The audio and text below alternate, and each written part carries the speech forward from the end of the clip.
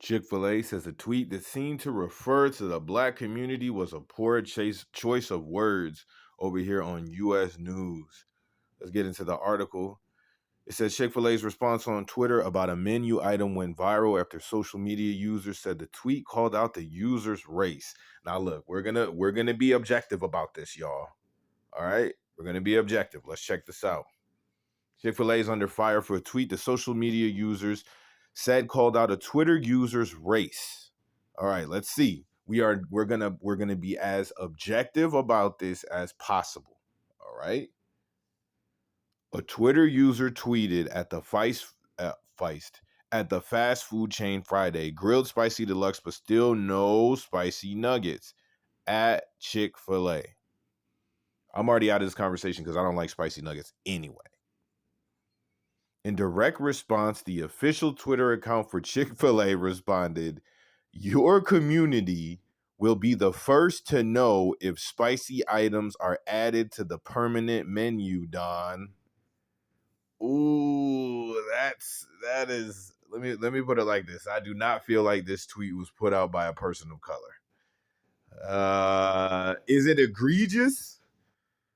It's not very smart to say. Was there shade in there? It feels like there's some shade. That seems like that's code for y'all. Listen, y'all blackies will get this. We'll let you know when we get the spicy on there for your dark skin and you know what I mean? Individuals. While the initial tweet only had 6 replies, Chick-fil-A's response got more than 700 replies and 4,300 quote tweets because of its choice of wording. Many Twitter users called out the account's decision to use the term "your community," questioning whether it was targeting the identity of the user who appears to be black. I 100% believe that it was that. What do you mean by your community? Question mark, tweet read. Another user wrote, "Your community, I'm going to need an explanation. I'm going to need explanation for that comment. Our community wouldn't want to think that there was some racial undertones behind that." All right, so let's unpack this. I think this is a perfect storm. A perfect combination of racist undertones, obliviousness and ignorance, and cancel culture / outrage. Do I think that this comment was targeting the black community? Yes. Yes.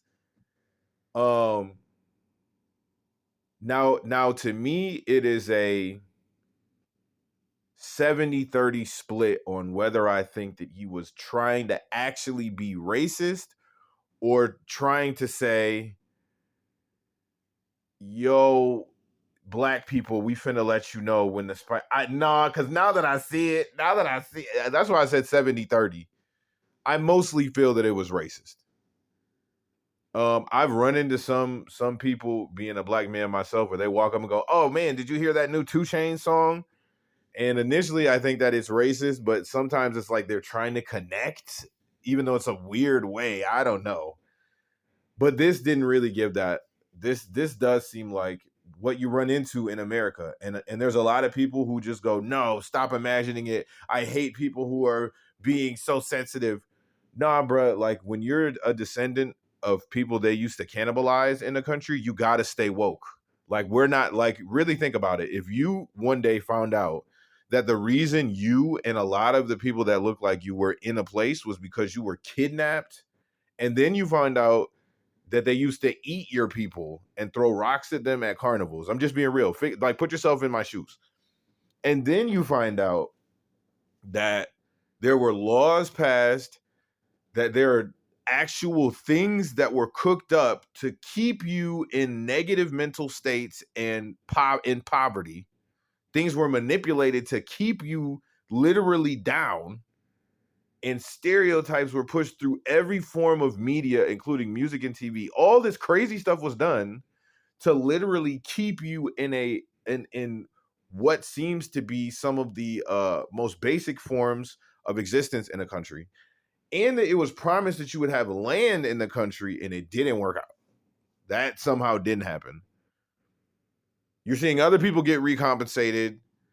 You go to the grocery store. I'm giving everybody a crash course. You go to the grocery store, people are patting their wallets when you're getting by. People are always locking their car doors when you're walking by, acting like you're like a threat, even though the reason you're here is because your people were kidnapped a long time ago. And yes, you can leave, but it costs money to leave. You know what I'm saying? Like, so that's, imagine that happened to you. You found all that out and it's real. And companies are still hating. And then you have to see stuff like this.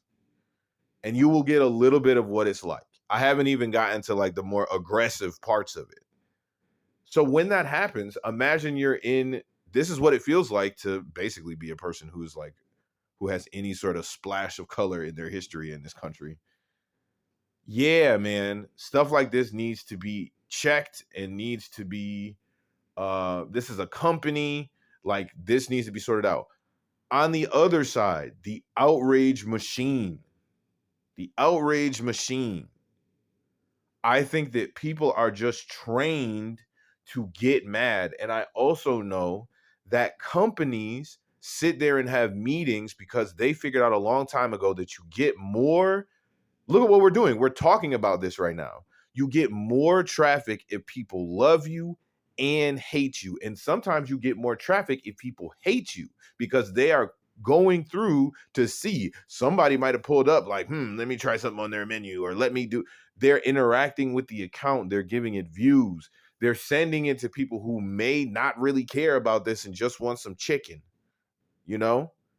So I think that we need to do more than be outraged. And I think that we need to not give so much of our energy to stuff like this. Like, yes, they hated. Is there more of the article? Chick, this ain't good. These are more tweets. Yes, they hated. Yes, they hated. Does that have to ruin your whole day?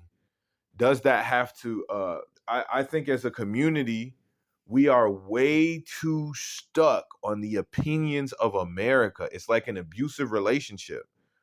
Like I just interacted with somebody, they were a hater, straight up hater, sending shots in casual conversation. And I had a choice. I could either stand there and try to convince that person that I am not what they are wrong about in the first place. I could use my energy, I could stress out, or I could correct it if I feel I need to and continue on about my day. And I think that one of the strongest ways that this country maintains a hold over us is this right here, the ability to, if someone can make you mad and ruin your day or make you feel like you have to qualify yourself or make you feel like you're not good enough, if they can, from a psychological standpoint, make you do that whenever they want, they have control over you. Also, I'm definitely going to be hitting up Reddit for that. That's a good deal. They have control over you. And I think that we need to give people less control over us. I really think that we need to move away from the cities, start farming, set boundaries, and then get dual citizenship in a lot of different places. You know, that's what I personally think. But yeah. So do I think they were wilding? Yes. But why are we sitting here? I've elevated past the point of wanting to convince anybody who has got it wrong about me anything past what I need to just exist. Like, I don't have to care what Chick-fil-A says. There's not a Chick-fil-A around me. I'm not going to lie. I'm not going to go drive to get Chick-fil-A. I'm not going to. Like, I think they need to be checked, but I don't think it needs to ruin our day. Let me know what y'all think in the comments. I'm going to be real. If you sit here and say that I think that this was totally innocent, you need to check your bias and maybe have some conversations with the elders of your family for normalizing this kind of stuff. Because this, come on, man. Like, I just gave y'all a crash course.